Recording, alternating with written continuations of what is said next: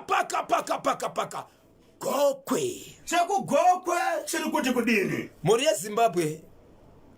Mwana ana baba na amai vakasiyana. Okay. Mwana komana 14 years grade 7 atonyora. Kuma past 6 zemanheru mwana aruda kusanganisa kubva mombe dzanga dzakasungwa nedzimombe kudzisanganisa manheru kuti dzigopinda mudanga. Vakapedzisira kuona mwana kuti dzigopinda mudanga dzanga dziri pajoki dzanga dzibva kumaforo. Right. Akaramba akagara pane rimwe gwenzi pane rimwe dombo so. Vakapedzisira chichedzera kuti kwari kuramba ari padombo ari kuiteko iwe manya unoudza kuti zvaari kuita zvisirizo ari kusvika ari kudzoka achiti ndataura naye but aramba akanyarara asi kutaura. Ndo pavari kumhanya wanike mwana uyu atozvisungirira negavi. Ndo kutsvaka kuti mwana uyu azvisungirire kuti asungirirwa nguva diki takati chimuona ichi. Ndokuronda tsoka yake ndokutondosvika pane rimwe muti wakadzona kuti atosungura gavi rake tsoka yake. Baba vake vakashevedzwa vakauya, mai vacho vakashevedzwa vakaona zvese. Mwana uyu anga achigara nambuya amai vani amai vaamai. So vanhu ava mwana uyu kuseni kwacho akamboenda kuchikoro achida kunotora maresults. Right. Ndokubva awanikwa headmaster Vasipo. Awanikwa headmaster Vasipo mwana wakadzoka naye achibva kuchikoro achibva amuti shamwari isu tichaona nezvechose. Ndokutoguma kuonana. Umwe mwana uyu akati takanyora grade 7 iko zvino zvimwe nemwe akutsvagira chikoro kwaari kuenda asi wakunodzidza here kutauni zvikanzi kudini zvikanzi aiwa asi chandiri kusimbisa pauri chinhu chekuti tozoonana. ndo mashoko achaona nezvakare achiudza shamwari yake. So kuti pataurwa kunzi pane mamwe mashoko akambotaura baba vake vachifonerwa vakataurwa mashoko ekunzi iwo pandakapedzera kumuona ndine 1 week ndataura naye ndichomubvunza kuti nyaya yedu yapapi. Baba vachibvunza kuti mwana icho mai mubvunza kuti nyaya yedu yapapi yanga iri nyaya yei. Anoti ndakataura namai vake vachinditi mwana iko zvino zvaanyora kana apedza kune secondary school out about 13 kilometers kufamba achienda kuchikoro hazviiti mwana anosvika dambuka dhata rese zvapera. Saka zvinoda dzidza kana mwana anyora inini baba ndindazotora mwana.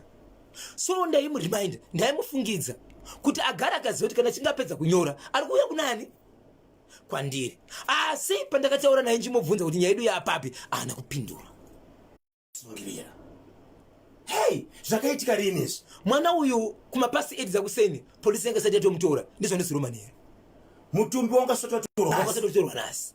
Zvokutoti mapurisa vasati vaita tsvakurudzo kuti mwana uyu akazvisungirira yega here kana kuti mumwe make hamuna tsamba here hakuna here mumwe munhu waakamboudza so far matsvakiro angu kubananidza veukama vese handisati taane munhu anoti mashoko abuda ndiye kuti baba vakamuti nyaya yedu yapapi.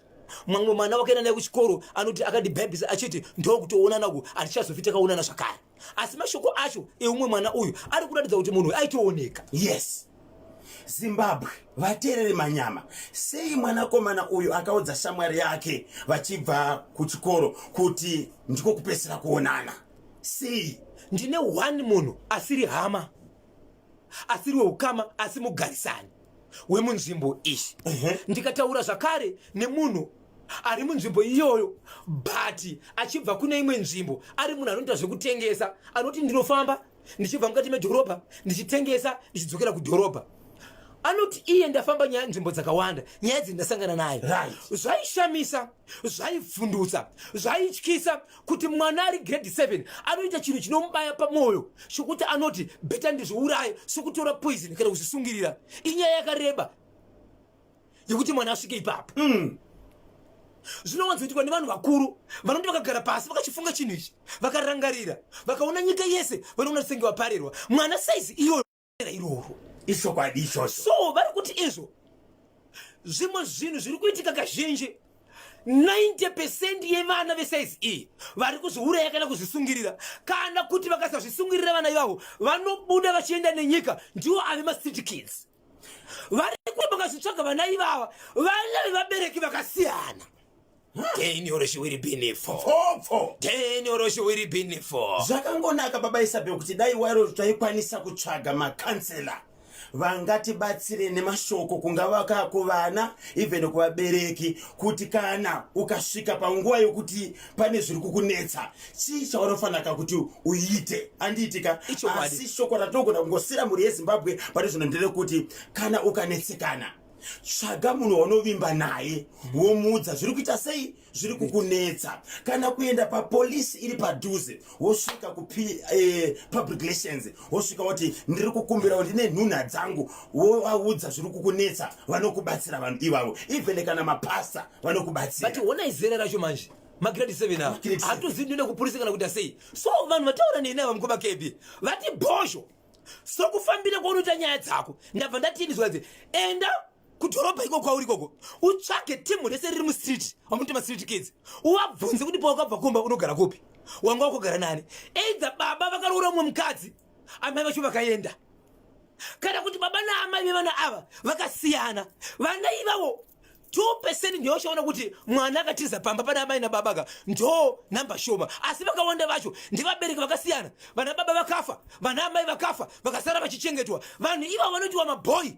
vanosafiswa avatendere kuripota so kuti inini ndikasiyana nemukadzi wangu ndikasara nemwana ndoroora mumwe mukadzi inini mukadzi wangu akauya chikundudza kuti mwana wako ari kuita siwo panapaka ndinobata mwana kurowa pasina kubvunza zvakamira sei ndakuda mukadzi kudarika chii mwana wangu ili sende kugara pasi toenzanisa kuti mwana ngazive kuti ndaamai amai ngavazive kuti ndi mwana so vana vari kushungurudzwa rudo rwevanhu vaviri ruri kuparadza rudo rwemwana.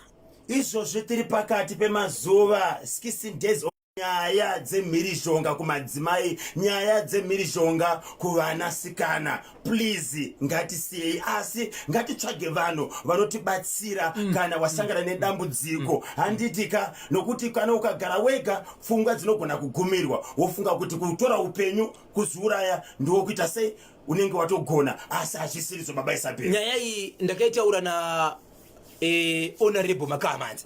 Honorable Makamanzi vakangoti bhosho vanhu vanogona kubatsira itai vanhu vari munyika vasatye vanhu vanogona kubatsira vana vari kutambudzika vane vabereki vasina kukwana paroora iriko either mwana akafirwa baba akafirwa baba vakafa kana kuti amai vakafa vakaroorwa baba amai vasara vachigara nemumwe murume kana kuti baba achigara nemumwe mukadzi amai vakafa kana kuti vakarambana mwana akasara ari kuhanzvadzi yemurume kana kuti ari kwambuya vanhu vanogona kutanga kutaura kuripota kupa chichemo chevanhu vana vari kutambura kawa vava next door manext door vakaona vanhu vakadaro please ngavamhanye pamapurisa vanotaura nokuti zera revana ava haritauri rinosvika kuenda kumapurisa manext door vasimbisei kuti kana vaona panext door pavo pachiitika zvinhu zvakadai so ngavamhanye vanotaura nditori nevo nyaya manje yatakaita yevabereki vakamhanya vakaenda kumapurisa baba vakasungwa nezvavaita mwana.